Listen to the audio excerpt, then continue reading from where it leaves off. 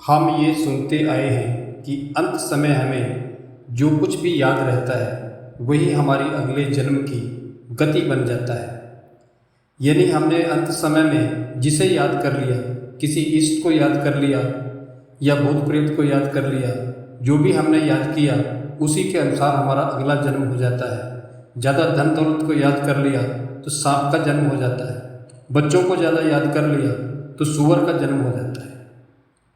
अगर किसी ने परमात्मा को याद कर लिया तो वो मोक्ष को प्राप्त कर लेता है।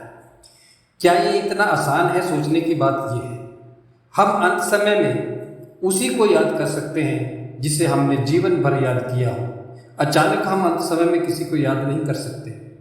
जब हम किसी की शव यात्रा में जाते हैं तो हम सोचते हैं कि सब व्यर्थ है, कल हमें भी यहीं आना है। मगर ये बात बहुत थोड़े समय के लिए हमें याद रहती है, क्योंकि इस बात को हम अपने अंदर नहीं लेके जाते, ना हम अपने आप को उस व्यक्ति की जगह में रखते हैं जो चिता में जल रहा होता है। जैसे ही हम शमशान घाट से बाहर निकलते हैं सारा भूल जाते हैं और अपने नित्य प्रति दिन के काम में फिर से लग जाते हैं। इतना हम जरूर करते हैं कि जो व्यक्ति चिता में जल रहा होता है उसके बारे में अपने विचार व्यक्त कर देते हैं कि वो आदमी बहुत अच्छा था या फिर बुरा था। अगर उसने किसी के साथ कुछ अच्छा काम किया है तो हम कहते हैं कि आदमी बहुत अच्छा था, बेचारा मरना नहीं चाहिए था, अभी और जी लेता तो अच्छा था। और अगर उसने बुरे काम किए हैं तो हम कहते हैं कि अच्छा हुआ ये मर गया, इसको मर जाना ही ठीक था। एक बार एक आदमी संत कबीर से मिलने के लिए गया, मगर संत कबीर साहब घर पर नहीं थे। उनकी पत्नी ने कहा कि वो सब यात्रा में गए हुए शमशान घाट में हैं। उस आदमी ने पूछा कि मैं उन्हें पहचानूंगा कैसे?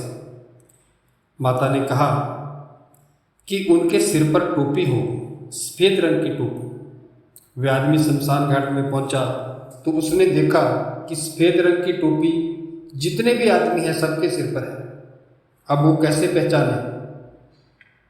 उसने सोचा कि ये तो बात समझ में नहीं आएगी। वो शमशान घाट से बाहर आ गया और रास्ते में आके बैठ गया। इंतजार करने लगा कि जब यहाँ आएंगे तभी कुछ होगा।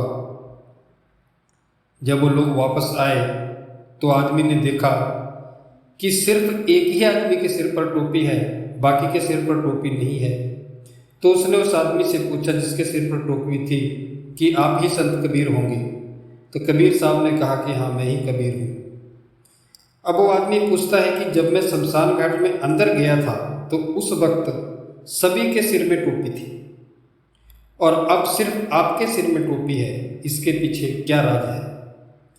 संत कबीर साहब ने कहा कि मुझे अब भी याद है वो जलती हुई चिता जिसमें वो सब जल रहा है, वो आदमी जल रहा है, वो चिता अब भी मेरी आंखों के सामने है और मैंने अपने आप को उस चिता में रखा हुआ है। इसलिए मैंने अपने सिर की टोपी अब भी वैसे की वैसे ही बरकरार है और ये टोपी मैं हमेशा अपने ऐसे ही साथ में रखता हूँ, क्योंकि वो मृत्यु मुझे हर वक्त याद है।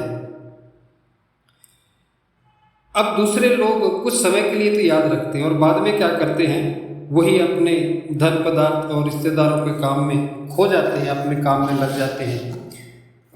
सभी दौड़ रहे हैं, कोई धन के पीछे दौड़ लगा रहा है, कोई महल माड़ी बना रहा है और कोई स्त्रियों के पीछे घूम रहा है, कोई स्त्री पुरुषों के पीछे घूम रहा है, कोई लड़ाई झगड़ी करने में लगा हुआ है, कोई दूसरों को दुख देने में लगा हुआ है। दूसरों को दुख देके वो खुशी होता है। जिस दिन उसने दूसरों को का दिल नहीं दुखाया उसे ऐसा लगता है कि आज मेरा खाना हजम नहीं होता। इस तरह के लोग हैं।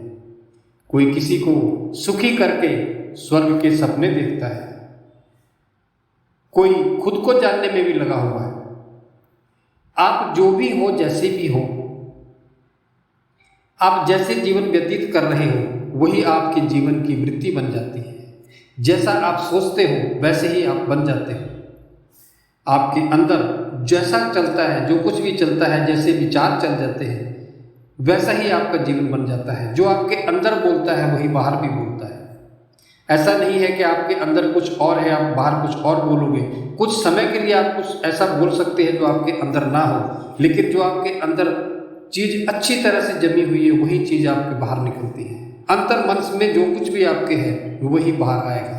जो कुछ भी आपने कमाया है वो आपके अंदर जमा हो रहा है और वही फिर आपके अगले जन्म में भी साथ चला जाता है, क्योंकि जो संस्कार आपके अंदर पक्का हो गया है मृत्यु के समय भी आपके अंदर वही बोलेगा। ऐसा नहीं हो सकता कि आपने जिंदगी भर पाप किया हो और अंत समय में भगवान याद आ जाए, ऐसा कभी नहीं होता।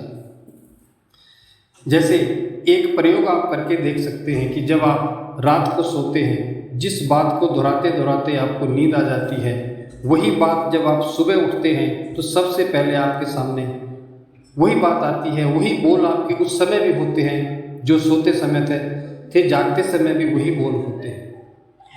परमात्मा ने एक वो चीज़ बनाई है जो सबको मिलती है, वो है मृत्यु, मौत। ये एक ऐसी चीज़ है जो हमें गफलत की नींद से जगा सकती है, हमें खोने से बचा सकती है।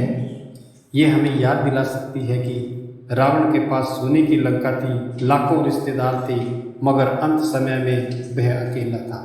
मगर जाने से पहले उसने अच्छे और बुरे काम भी किए, माता सीता का भी हरण किया।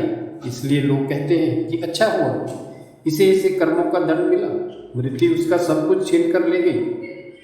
हम सीख सकते हैं कि जब इतना बड़ा महारथी कुछ भी कमाया हुआ साथ न ले जा सका तो हम क्या ले जाएंगे। इन सब घटनाओं को देखकर भी हम वही करते हैं जो पहले करते थे। संसार में बिताए हुए समय से हमें बहुत कुछ सीख सकते हैं। जो व्यक्ति ये जान गया कि हमें एक दिन मर जाना है तो वो व्यक्ति किसी की चोरी नहीं कर सकता, किसी की बहू बेटी की तरफ गंदी नज़र नहीं डाल सकता, वो किसी की ज़मीन नहीं हड़प सकता, वो किसी की बुराई भी नहीं कर सकता, वो किसी से नफरत भी नहीं कर सकता, फिर वो किसी से बेईमानी नहीं कर सकता, बेईमानी से धन नहीं कमा सकता और किसी के मुँह में भी वो नहीं फंस सकता। लोगों को पता नहीं है कि वो क्या कर रहे हैं, बेहोशी में जी रहे हैं, पता नहीं है, बस किए जा रहे हैं। एक दिन सब खत्म हो जाएगा, होश में रहकर सब अच्छा होगा। फैसला आप